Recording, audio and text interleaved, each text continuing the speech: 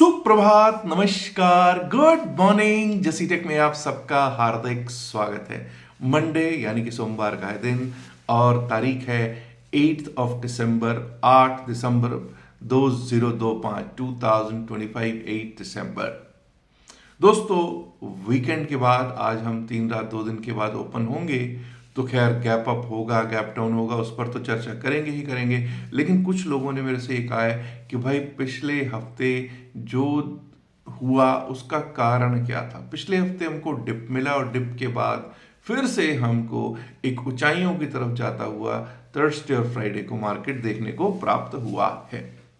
उसके प्रमुख कारण ये थे कि फ्राइडे को अगर आप देखोगे, आरबीआई की एमपीसी थी। रिजर्व बैंक ऑफ इंडिया ने कई मेजर्स लिए, जैसे कि सबसे पहला मेजर यही था कि 25 बेसिस पॉइंट्स तक, 25 बेसिस पॉइंट्स तक जो है वो कम किया जाएगा ब्याज दरों को। उसके बाद आरबीआई ने जीडीपी पर भी अपना जो एस्टिमेटेड था वो और ज़्यादा बेहतर किया कि जीडीपी हमारी जिस दर से उन्होंने कहा था उससे ज़्यादा बेहतर दर से बढ़ेगी, इस साल का ये अनुमान था। तीसरी चीज उन्होंने जो की, कुछ यूएसडी स्वैप्स का की चर्चा की और कुछ उन्होंने ये भी चर्चाएं और भी की जिससे कि मार्केट में यानी कि बैंकिंग सेक्टर में लिक्विडिटी को पुश मिल सके। इसके साथ साथ रशियन प्रेसिडेंट व्लादिमीर पुतिन का भी विजिट था, इंडिया का 2 दिन का विजिट था। रशियन प्रेसिडेंट व्लादिमीर पुतिन, देखिए आपको मालूम ही है कि रशिया ए ऑल सीजन्ड फ्रेंड है इंडिया का, भारत का बहुत ट्रस्टेड फ्रेंड है। भारत और रशिया की दोस्ती कोई आज की नहीं है, बहुत पुरानी है। भारत और रशिया जैसा दोस्त, मतलब भारत को रशिया जैसा दोस्त शायद ही कोई और हो, कोई शायद किसी और देश से ऐसी दोस्ती गहरी नहीं है। हमेशा भारत का साथ देता रहा है रशिया। और हमारे प्रधानमंत्री प्राइम मिनिस्टर नरेंद्र मोदी साहब ने इस बार टार्मिक पे जाके प्रेसिडेंट पुतिन का स्वागत किया, रेड कारपेट वेलकम किया। और एक वैसे तो आपको पता है कि मोदी साहब की फ्लीट जो है गाड़ियों का बहुत बढ़िया है और प्रेसिडेंट पुतिन भी अपनी ही गाड़ी में ट्रैवल करते हैं जब भी कहीं जाते हैं। लेकिन यहाँ पे उन्होंने एक टोयोटा फॉर्च्यूनर, महाराष्ट्र नंबर की टोयोटा फॉर्च्यूनर थी, उसमें उन्होंने ट्रैवल किया और उसके बाद सीधा वो डिनर करने गए और काफी अच्छी वार्ता रही। इसमें निकला क्या साहब, कई लोगों ने कहा कि ये बड़ी लो प्रोफाइल विजिट थी, उस पर भी आता हूं। लेकिन इसमें निकला क्या? इसमें बहुत कुछ निकला। सबसे पहली बात तो इसमें यह निकला कि जो फोकस है वो इकोनॉमिक कॉपरेशन पर है। इसमें यह निकला कि एक एक नहीं कई एग्रीमेंट्स हुए। सबसे पहला एग्रीमेंट था लेबर मोबिलिटी एग्रीमेंट।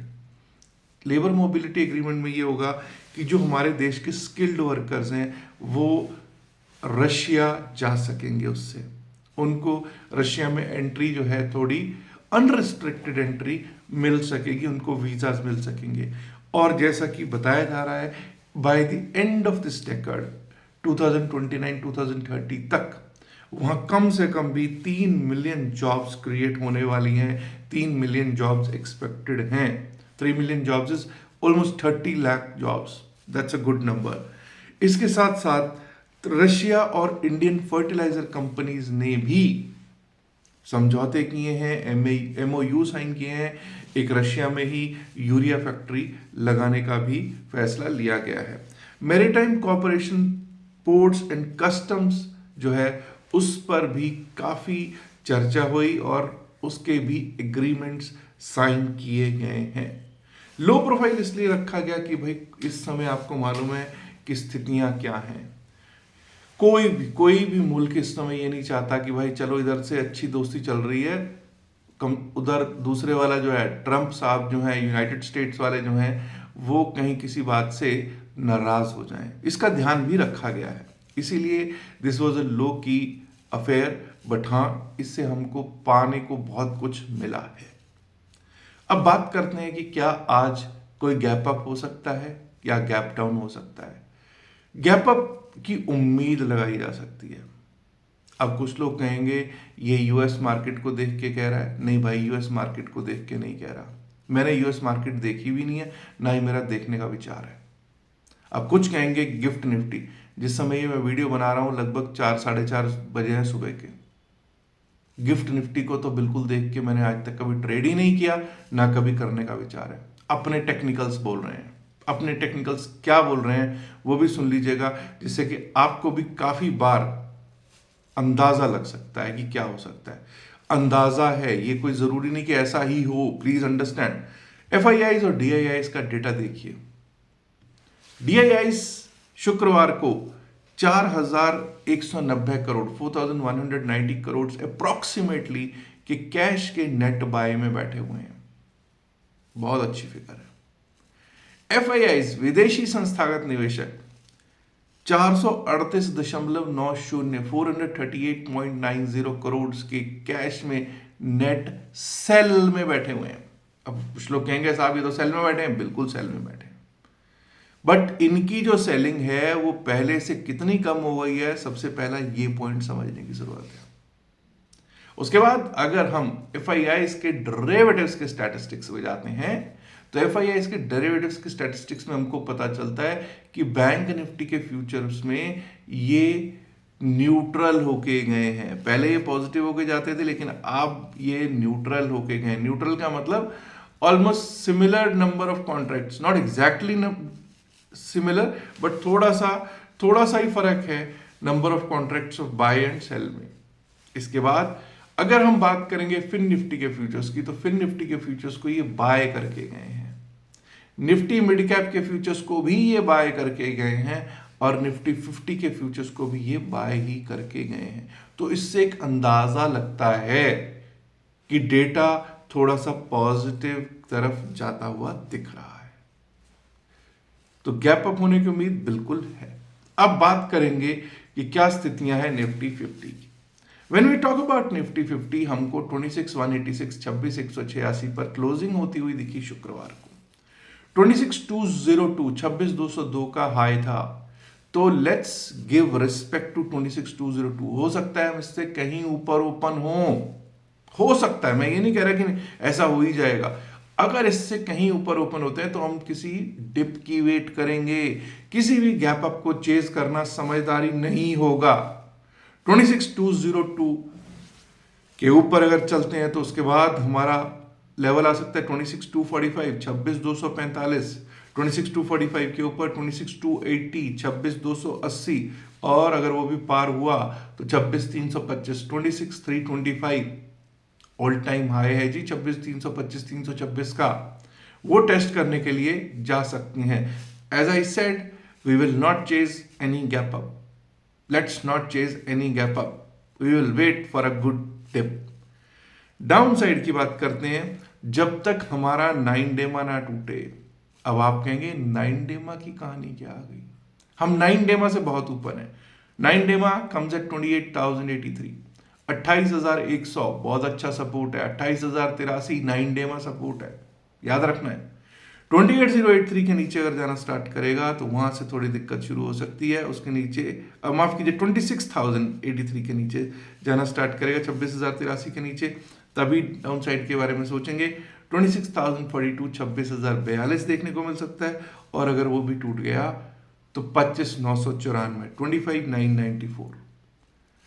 अब 25,994 जो है 25,994 जो है वो हमारा 20 डेमा सपोर्ट है। अब सोचिए 25,985 25,985 का लो है फ्राइडे का, 25,994 का 20 डेमा है, और 26,000 आपका पुट राइटर्स का जोन है। यानी कि 26,000 जो है हमारे लिए बहुत इंपॉर्टेंट लेवल रहने वाला है आज। अगर कोई डिप आए तो that should be a very very good support. अब बात कर लेते हैं निफ्टी बैंक की। जब बैंक निफ्टी की बात करते हैं दोस्तों, तो अभी जो पुश अपसाइड को मिला जो है, या जिसको कहूंगा पुल अपसाइड को मिला है, वो उसका मेन सूत्रधार बैंकिंग सेक्टर रहा है। एनईएस 59,806 59,806 का हाई था शुक्रवार का।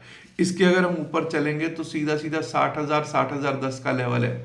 60,000 to 60,010 का लेवल दिख सकता है। और अगर वो भी पार हुआ तो 60,114 60,114 ऑल टाइम हाई, उसके ऊपर गए तो 60,225 60,225 तक के लेवल सब साइड पे देखने को प्राप्त हो सकते हैं। 59,500 बहुत अच्छा लेवल है सपोर्ट के लिए। 59,500 shall act as a good support. जब मैं हिंदी में एक सेंटेंस बोलता हूं, व्हेन आई से some figures basically in Hindi, it means I repeat those figures in English also. I try at least. 59,492, 59,500, 59,492 shall act as a good support. हाँ, अगर ये टूटता है 59,492 टूटा तो 9 डेमा टेस्ट हो सकता है। 9 डेमा कम्स एट 59,395, 59,395 पे 9 डेमा है जो कि टेस्ट हो सकता है। उसके नीचे गए तो 59,283, 59,283, और अगर वो भी टूटा तो 59,155, 59,155, and below that we might be able to see 59,017। उसके नीचे हमको एक बार को 59,017, 59,000 दिख सकता है। 59,017, 59,017 हमारे लिए 20 डेमा भी स्थित है। आइए अब बात करेंगे निफ्टी मिड कैप सेलेक्ट की। देखिए मिड कैप निफ्टी की जब हम बात करेंगे दोस्तों, तो निफ्टी मिड कैप जो है ना, ये आपको मालूम ही है, ये थोड़ा सा डिफरेंट तरीके से चलता है। 125 पॉइंट प्लस में शुक्रवार को क्लोज हुआ, बहुत शानदार। 14,013 पर इसका हाई लगा, उसके आसपास ही क्लोज हो रहे हैं, 12-14 पॉइंट नीचे, ठीक है।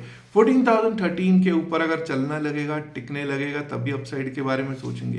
पहला लेवल आ सकता है 14,036, 14,036 का। उसके ऊपर निकले तो 14,068, 14,068 का। And above that we might be able to see 14,099, 14,100 coming, 14,099, 14,100, और वो भी पार हुआ तो 14,118 ऑल टाइम हाई को टेस्ट करने दिख सकता है हमारा Nifty mid cap. Down side पे जब तक 13,899 या 13,900 ना टूटे, 13,900 जब तक नहीं टूटेगा, डाउन साइड के बारे में हम नहीं सोचेंगे। 13,900 के नीचे गए तो 13,867 का एक लेवल दिखाई पड़ सकता है, 13,867 का। और अगर वो भी टूट गया तो 20 डेमा हो सकता है टेस्ट। वेयर डज 20 डेमा कम? 20 डेमा कम्स एट अराउंड 13,845, 13,845 पर 20 डेमा मिल सकता है। अब बात होगी फिन निफ्टी की और उसके बाद सेंसेक्स की भी। फिन निफ्टी इंडेक्स की जब हम बात करते हैं तो देखिए दोस्तों 27,707 है इसका 9 डेमा, हम उससे बहुत ऊपर बैठे हुए हैं। बट अपसाइड की बात करेंगे तो 27,901 पिछले दिन का हाई है, इसके आसपास 27,881 की क्लोजिंग है। 27,901 जो पिछले दिन का हाई है, उसके ऊपर जब तक हम चलेंगे नहीं, टिकेंगे नहीं, अपसाइड के बारे में सोचेंगे नहीं। 27,957, 27,957 उसके ऊपर का लेवल आ सकता है, और वो भी निकला तो 28,002, 28,065, 28,002 and 28,065 which is all time high पर फिन निफ्टी दिख सकता है।